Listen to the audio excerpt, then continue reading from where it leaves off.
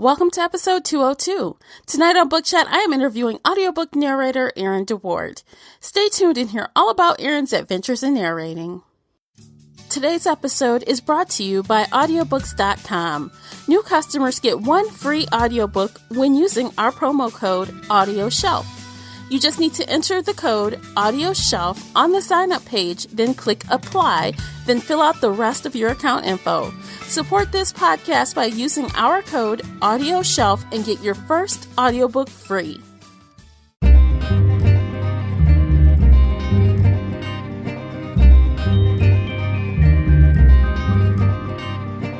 Hey everyone, I am your host, Tamara Ford, and welcome to Book Chat here on the Shelf Addiction Podcast. If you're new here, welcome. If you're returning, as always, welcome back. Here on Book Chat, we get bookish with roundtable book discussions, book recommendation lists, interviews, and more. If you'd like to check out book reviews and other bookish posts, please visit the blog at shelfaddiction.com. Erin deWard is an Audie Award-winning audiobook narrator and a classically trained stage actor. She has appeared on the boards in film and television and in voiceovers for everything from nursing homes to political campaigns. Erin is a company actor with the Strange Bedfellows, a New York-based Shakespeare company, although occasionally she can be found running a rehearsal or the lighting board. She also voices, writes, and trains others in audio description for people with low and no vision. Erin is a grateful and proud member of SAG-AFTRA. All of Erin's social media links are below in the show notes, so if you'd like to connect, you know where to find her. If you'd like to comment on something you've heard during today's episode, you can find me on Twitter at Shelf Addiction, or call in and leave an internet voice message via SpeakPipe. If you choose to leave a voicemail, I may reply to your feedback here on the show. The link is below in the show notes. Hi, Erin. Thank you so much for joining me today. How are you? So happy to be here. Wonderful. Oh my gosh, we had a fun time getting on this call, you guys. You'll have to ask one of us about it if you're listening. Fun stuff. So let's jump into this. Are you ready, Erin? I am. Okay, wonderful. So tell me a little bit about how you got started narrating audiobooks. Well, let's see if I can do it concisely. That's not my forte. So I've been acting since I was 8 years old, and it's really all I ever wanted to do with my life. I went and studied when I was in elementary school and in high school and in college and after college, and then I had a family, and I needed to make money, and I needed to have health insurance and things like that. So I took a bunch of different really interesting jobs that were fascinating and got me through my 30s and most of my 40s. But I always was acting on the side. And then I got to be a certain age. I won't say what age that was. And I thought, mm-hmm. I'm never going to be on television. Oh. Because I'm a little round middle-aged woman. So I use my acting. Yeah. That isn't going to be seen, but will be heard. And I discovered audiobooks. Okay. I mean, I had listened to them, but I hadn't really thought of that as an option for acting. And so then I just started stalking people like mad, because I was like, I want to learn everything I can learn about audiobooks. And I did. And I met some really interesting people, and I got to study with some really great people. And then after all of that, I met my recording partner, Noah, and he had been doing audiobooks for a while at the point when I met him. And he said, you know what, you're a really good actor. You should really be doing this. I'm just going to push you. And he did. He just pushed me, and he made me take the leap, and I leapt, and I've never looked back. Amazing. Well, that's very cool that audiobooks, we're here for you, because we need your voice on audiobooks. So thank you for saying that. So tell me a little bit about your narration style and voice. Well, so, I've been thinking about this a lot lately, because I think that all of us in our lines of work, our various lines of work, we go through these different phases, and we go through these different growth plateaus, Yeah. And I feel like I've been doing a lot of soul searching about my work as a narrator recently, because I feel like I've come to a new place. And so I think that when I began, I was really a very, very solid first person narrator for, the POV, first person POV narrator, because I could really sink myself into acting the character in that way. And now I'm finding this really interesting thing happening where I'm learning a lot about that narrator voice in third person POV. Yes. Right? It's a really interesting character in the work. Because it is a character, and I guess I hadn't really. I mean, I knew it intellectually. I knew that the narrator voice was a character, but I just didn't get it in my heart. And now, all of a sudden, I find myself really enjoying that third person narrator voice, that sort of omniscient person who's watching the whole thing, maybe pulling the strings a little bit. So I think that I still am sinking myself wholly into it. I mean, I really feel like audiobooks have gone from someone who just read the book to someone who kind of told a story to actors being the people who are narrating books. Yes. And, you can see that the broad change from when this all began to now. And I feel like I'm finally getting to the point where it's like seamless. I don't know how else to explain it. So do you think that you're enjoying the third person narrating more than you did the first person narrating? Absolutely. Yeah. Absolutely. They're so different. And I guess I didn't really, as an actor, I didn't really make that differentiation until really recently. And now that I have, it's like a whole new world is opened up to me. It sounds silly, but it's true. It's really very interesting. I totally understand, because as a reader and listener, from my point of view, I have a preference as well. Like, I do think that it's hard for some authors to nail first person and it not be cheesy, but I love, that omniscient story. You get to hear all sides, you get to hear from all the characters, and that's awesome in an audiobook as well. Yeah, it really is. And here's the other thing. So I work with a partner in duet narration and sometimes in dual also, but mostly Noah and I do duet. So when I work with him, I'm only doing the female parts. I'm not doing the male parts.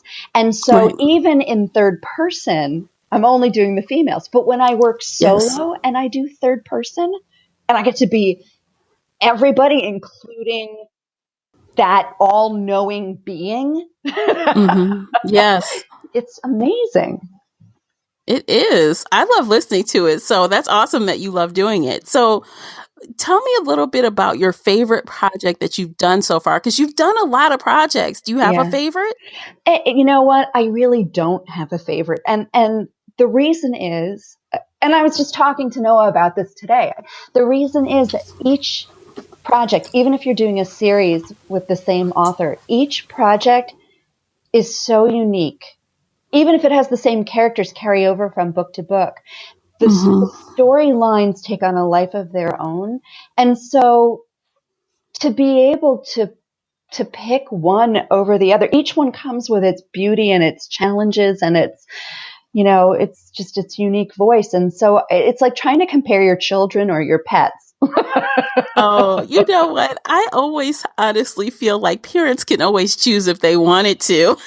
You know what, though? I have to tell you, I have two of my own, right? I have a 22-year-old and a 17-year-old. And I prefer one over the other in certain circumstances and the other one over the other one in other circumstances. Right. And it's situational. It's situational. I mean, I love them both enormously, but I prefer the company of one over the other in certain circumstances and the other one over the other one in other circumstances. And so I really have to say when parents say there's no favorite, they mean it. They're not Yeah, lions. yeah. Okay. I believe you. I have to believe you because I'm not a parent myself. I know that, I'll go with you. You're the authority. Well, in this, about my own relationship to my own children. Yeah, Yes, that's true. absolutely.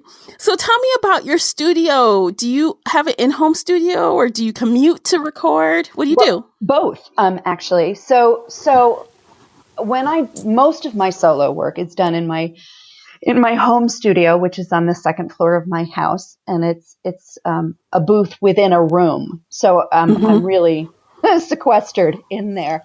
Um, and then, I usually work at home in the morning, and then I usually either walk or ride my bike down to Noah's house to work in his studio, which fits two people, in the afternoons. Sometimes, though, I go into New York City and I record there. But less often than I work at home. Wow, that's so cool to have like some variation so you don't get kind of bored with one thing. It is, and I feel really, really blessed because a lot of my narrator colleagues work always by themselves. They're always in a room in a box by themselves, and actors. I guess probably people would know this. We thrive on the attention of other people. So Mm-hmm. being locked in a box by yourself 7 days a week, can be very hard because you don't get any kind of feedback. Um, Yeah. which is one of the reasons why we actually read our reviews ravenously, which is maybe not the best thing because people can be really mean. But that's our Yeah. feedback. That's the only feedback Yeah. we get. Um, Right. so I'm extremely lucky because I get to work with Noah every day. So I get to see another person. And when I go into the city, I get to see an engineer and hopefully a director. So yeah, it's really nice to see human faces and to talk to people. Very cool. So you got to tell me how you ended up in a partnership where, you work with someone consistently on projects. How did you and Noah fall into your partnership? Because he's relentlessly devoted to furthering my career. Like, honestly, that's the truth. He kept saying, we're going back to 2015 now, and he kept saying, we should record together. We should record together. We should not do dual narration. We should do, you do all the females, I do all the males. And he said it for months and months and months. And I kept saying, yeah. Because I didn't Mm-hmm. think anybody would want to hear that style of narration because it's so different than what people are used to. And Right. he just kept pushing it. And then we saw on ACX, we saw an audition for Curing Dr. Vincent by Renee Mason. And he said, this is it. This is our book. This, we have to submit this as a duet. And so, boy, that was loud. Did you hear that? Yes, I did. I was like, I don't even know what that was. It was like a tank rolling down the street. So he said, we have to do this book. We have to submit for this book. And, normally when you submit an audition through ACX, I would say typically you don't hear back right away. Typically, it takes at least a day, if not more. Sometimes it can take weeks. But he insisted that we do this audition, and he insisted that we do it duet style. And I thought this will Mm-hmm. never fly. And we did it. And Renee got back to us that same night, like immediately. Wow. She was like, Wow. absolutely, I need you to do my book and I need you to do it duet. And we were so thrilled and I was so terrified. And we did it. And it was, and those times in your life when you try something on and it just is the perfect fit Mm-hmm. and you know it. Yes. And we started reading Renee's book and we both were like, oh my God, it's like this was written for us. It was magic, It was huh? magic. And he started, before we even finished recording the book, he said, we have to submit this to the Audis. We have to submit this to APA for Audi consideration. I was like, are you kidding me? They're never God, they're never going to consider this book. Are you out of your mind? And he's like, no. We have to. So he talked to Renee and she was like, yeah, sure. Why not? Why not submit it? So he submitted it. And then like a year later, he calls me. I was driving back. I had been in the city recording and I was driving back. I was on the West Side Highway and he said, you know how you have a lot of nicknames, like your kids have nicknames for you and your husband has nicknames for you? I was like, yeah. He's like, well, I have a new nickname for you. And I said, what? And he said, your new nickname is Audie nominated narrator. Oh, wow. What? Are you kidding me? Yeah, And that's then exciting. Well, not only are you nominated, but you won. we did. So we're at the we're at the Audies, right? And we're sitting there. My very best friend Lisa, who I've been best friends with since I was 3 years old, drove from Ohio to Chicago to be there with me, and we're sitting there and I'm like, there's no way we're going to win, right? We're up against people who have won before, narrators who have been doing this for a lot longer than I have, and authors who are recognized in the genre. And I was like, there's just no way. And then they called our names and I leapt up like a crazy woman and screeched at the top of my lungs. It's so embarrassing. That's amazing. It was amazing. That's awesome. It was. So did winning that Audie change your career? Did more opportunities result from that? I'm going to say no. I don't think that they did.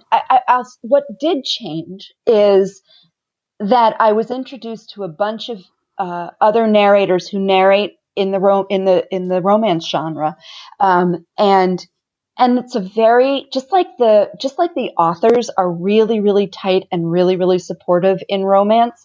So are the narrators in a really different way than other narrators are, and I think that experience introduced both Noah and me to this community of romance narrators, and I wouldn't trade them for the world. That was the biggest gift, and they're amazing, amazing people, and that part of it changed my life, and that part of it changed my career.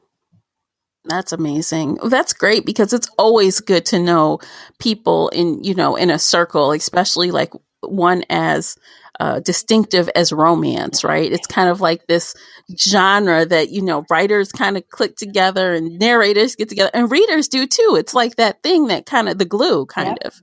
And then we all cross-pollinate also, which is so wonderful. Like, if you're on Facebook and you go to Oral Fixation, that's a great community, and it's narrators and authors and listeners all talking together, all about the same things. It's amazing. Oral Fixation. Tell me about that, because that name, oh my goodness, what is that community about? So it's Oral, AURAL, right? And Oral. Okay, got it. Yeah, and it's romance, particularly sort of a more racy romance. Group on Facebook, and it's authors who write sort of racy material, and listeners who love racy material, and narrators who perform racy material. And people are just so funny and so open and hysterical. I mean, the conversations that take place in this Facebook group would make certain people's eyelids turn inside out. You know what I mean? Okay, so just because you said that, I need to join. Oh, yes, I have to join. It's amazing. It's a great group of people, so supportive, so kind, so loving, and so funny. Oh, that's awesome. Because, audiobooks that are not safe for work, they can be a blast to listen to, especially, just grab some headphones. Don't listen at your desk. Don't listen in your car because everyone can hear, but they're usually really fun. They are really fun. And they get funnier and funnier, I think, as the genre expands. They really, I mean, not all of them are comic. Obviously, there are some really dark romances out there as well. But I feel like there's a certain amount of humor that goes along with writing very intense sex scenes. Yeah, absolutely. Absolutely. I believe it. So tell me, do you only kind of deal with ACX still so you can pick and choose what you want to do, or do you do No. something else outside of that? Yeah, I mean, I do whatever it takes to work full time. I'm really mercenary. Mm-hmm. um, I do audition on ACX. Noah and I, most of our duet work is through ACX because the big publishing houses at this point aren't really keen on duet work. Okay. So that's where we get that work from. But I work through some publishers as well. And when I work through publishers, one of two things happens. Either I get an email saying, hey, we have a book for you, and it's this, and it's due this date. And, and then, Mm-hmm. that's all the information that I get. Or I'll get a notice saying, hey, we have this audition. We think this is a book that you might be good for. Will you get your audition in by XYZ? And I do that. And then either I get chosen or I don't get chosen. Yeah. So basically I have three different streams, the self-publishing Okay. world and then the publishing world. But, sometimes, for instance, Audible has a tendency to assign you books, and other publishers have a tendency to, I shouldn't say that. That's not really fair. Depending on the author and the publisher, they might ask for an audition. Okay. Well, now I'm really interested into, the duets thing, because you're right. I don't hear a lot of audiobooks that are in that fashion. But now that you guys are kind of like a package, have you ever come across a situation where they like your voice or his voice, but not together? And they say, well, can you do it with this other narrator or vice versa? Well, in dual, yes.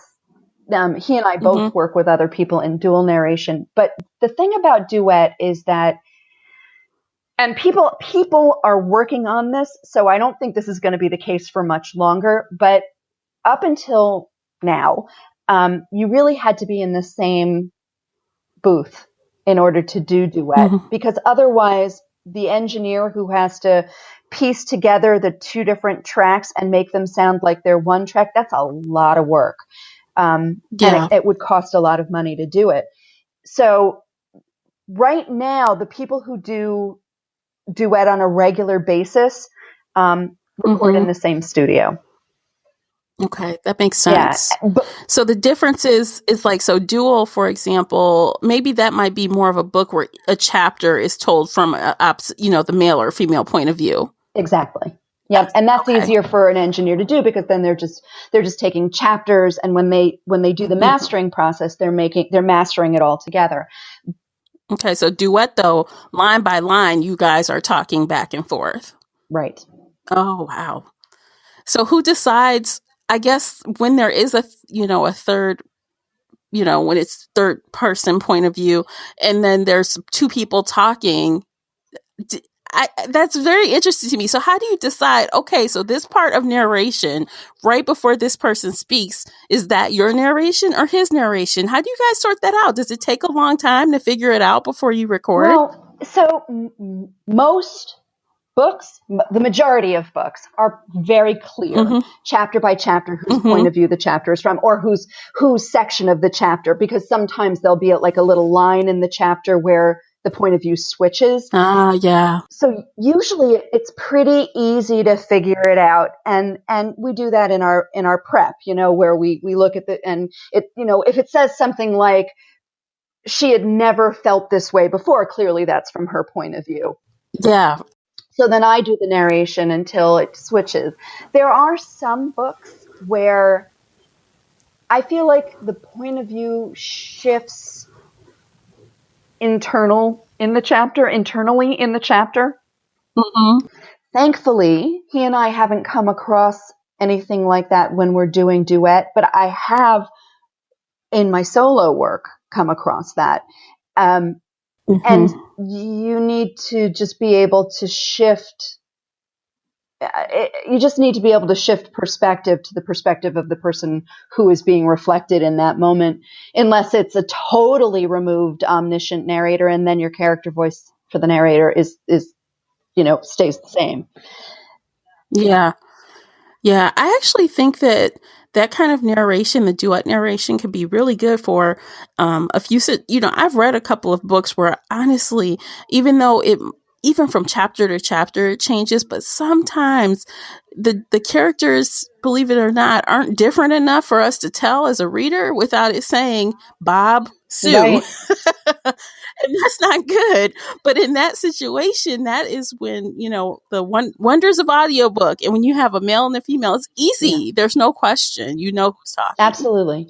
I mean, and it's really, I don't know. I can't say enough about third person right now. I'm on a third person Yeah. jag right now. Hmm. I love it. That, that's awesome. So, do you think that you've had any books that you've narrated, or even a specific character that has like really given you a lot of grief to try to do? Like, I mean, can you tell me about that experience? You don't have to out the book or anything. I won't out the book. Yeah, yeah. There are times when, so as an actor, you just want to find the actable emotions, right? In any Hmm. character. And it doesn't matter how well it's written or how poorly it's written. It doesn't matter because there are actable emotions. But there have been a couple of times, particularly when I'm voicing male characters, that I get the Hmm. devil sits on my shoulder and says, "You don't sound like a man. There's nothing about that sounds like a man." And I wonder if it's me, or if the writing, the actable emotions that I can hang my hat on, uh, don't feel male to me. I don't even know what I'm saying, but if they Hmm. don't feel male, I know what you're saying. I get it. and I struggle so hard because you don't want Yeah. to put on a voice and sound, like that's not what it's about. But No. it's about Right. finding the maleness in the words, and Yeah. sometimes I just have a really hard time with that. And then the other time that it's really hard is authors. And it's funny because we all do this. It's not just authors. We all have our little catchphrases that we say, right? Um, just in conversation with each other, there are certain fallback phrases we all have, but authors have them too. Little writing ticks, and they'll use a phrase over and over and over again. And the first couple of times you're like, yeah, I can make that work. But like the 27,000th time that they say something, like, Uh-huh. I cannot find a way to hang my hat on this. It's just repetition now. And Yeah. so, yeah, that can be a big struggle. Oh, totally. I get that because as a reader, and that's the only point of view I have, I have come across books where I'm like, wow, how many times are you going to say that? Oh my goodness. So I can imagine for you, it's pretty hard as well. You're like, I just said that like 20 pages ago, Exactly. but And then the worst part of it is because, authors often don't hear their work read aloud. Mhm. When they first hear it read aloud and there are a lot of repetitions like that, they'll freak out because they're like, what did I do? Why did I do that? That's terrible, you know, Oh no. and then they feel bad. Oh And it's not no. terrible. It's just, Oh, it's not as good as it could yeah. be. Right. Right. Exactly. That's where a good editor comes in, but that's a whole nother Yes, it is. conversation. Yes, it is. Yes. So let's talk about the book that we're going to hear a snippet from in a moment. You provided Rose Hill by Pamela Grandstaff. Yeah. Before we listen to it, can you tell me why you chose this particular snippet? Um, so again, third person, loving it, right? Hmm. Pamela's books. I'm right in the middle. I'm right enmeshed in Pamela's books right now. Pamela's universe right now. I love this universe so much. Um,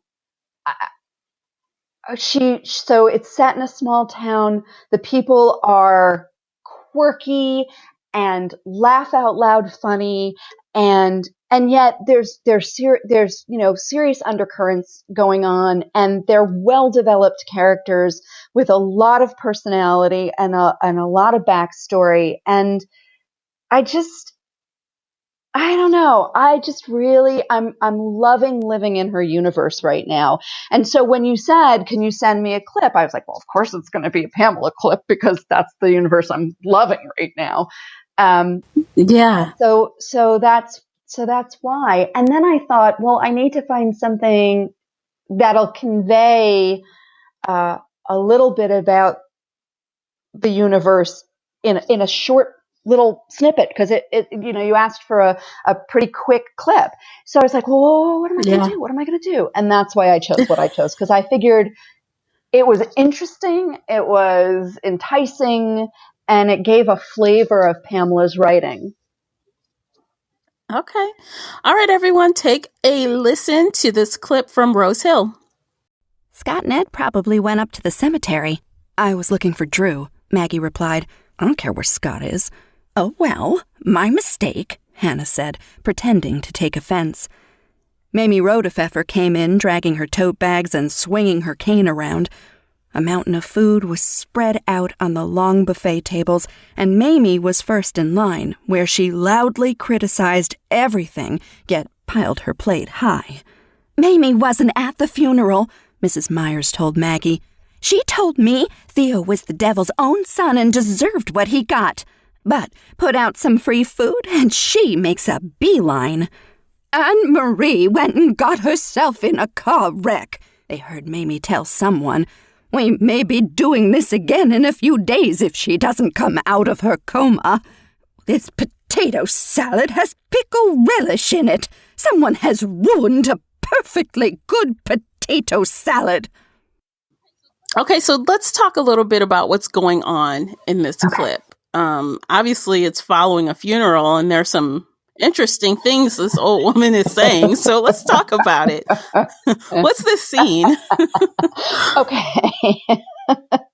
So, without giving too much away, the town bully has died, and nobody's particularly sad that the town bully is dead, because he bullied everyone in town.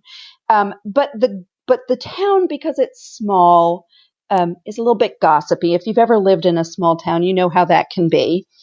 I grew up in a town where people knew what I was going to do before I did it. And my mother often got a phone call if people suspected I might be up to something.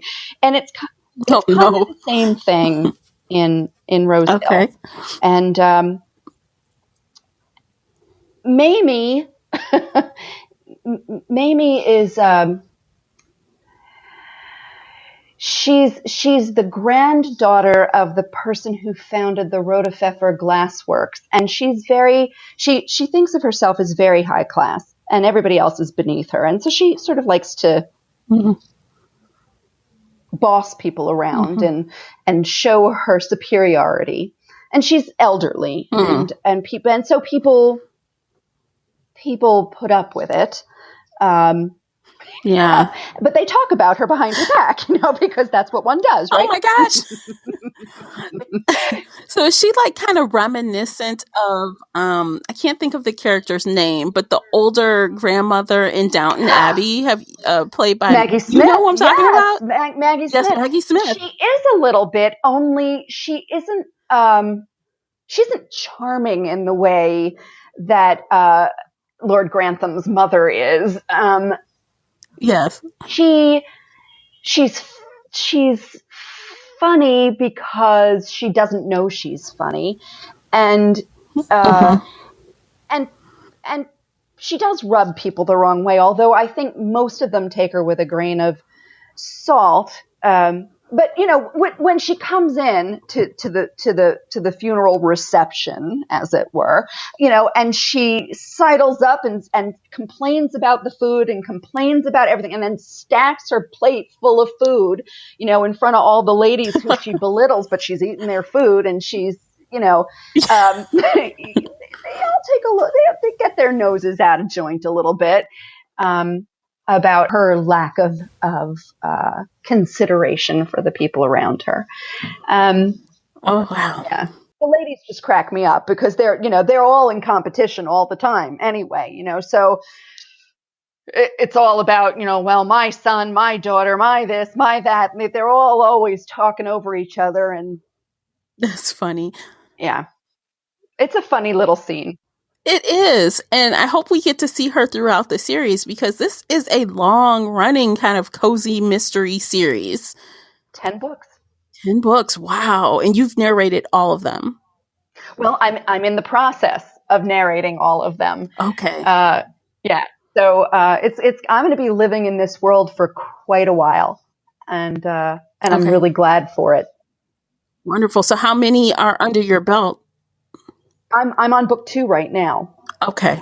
And Mamie, as far as I can tell, I have the first 4 books in hand right now, and Mamie's in all of them. So. Oh, that's fun. That's a good thing. So, the main character, who is the main character in these books? Is it a heroine and she is solving these mysteries? Well, it's sort of hard to say who the main characters are. There's a cohort of main people. So there's Scott, who's the police chief, who doesn't believe that he's really cut out to be a police chief. He's sort of a gentle soul who passes out at the sight of blood. Yeah. And he's completely in love with Maggie Fitzpatrick, who's this wild, red-headed fireball of a woman who owns the local bookstore and cafe. And so there's a sweet romance that goes on in these books between Scott and Maggie. Mm-hmm. He loves her. He adores her. He tries to woo her. And when she's in his presence, she's taken with him and sort of starry-eyed about him and loves the way he smells. But then when she's away from him, she's like, no, that can't happen. He's going to expect me to be something I'm not. And I am not going to, because she has a temper and she's wild and she thinks he's going to want her to be something that she's not, when in fact he's just in love with who she is, and they've known each other their whole lives. So there's that. And then there's Maggie's cousin. Well, actually, Maggie has 2 cousins who are equally involved in the sort of investigation of the murders. But Scott does it through proper channels, and the ladies do it through improper channels. Mm-hmm. Like they find things out and they, in typical cozy mystery fashion, they do all the things they're not supposed to do. They break and enter, they hide evidence, they burn evidence to protect people they love. So they're always sort of getting in his way, but sort of helping him out also in ways that he would never be able to do if he went through traditional channels. So they're the core group. Well, that sounds very interesting to me. I will be definitely checking these books out as you complete them, because I definitely want to hear you narrate more of these characters. It sounds very good. They're really fun. Yeah. So is there anything else you're working on right now outside of this series that you would like to share, or is that about what's your whole world right now? Oh, golly. Okay, sure. So Noah and I are doing a duet by Lily Atlas called Escapades. And it's a book that's not like any other romance book I've done up until this point. It's a marriage. It's a romance book with the protagonists being married to one another. And when I first heard that, I thought, that'll be interesting. But in fact, it's very interesting. It's emotionally incredibly intense and beautifully written. And I'm not going to tell you anything else about it because I don't want to mess it up. But it's not what you would normally think about for a romance, and it's beautiful. So there's that. So that's my audiobook world. In my audio description world, I just did one of the most incredible things I've ever had the privilege to do. I worked with a choreographer whose name is Alice Shepherd.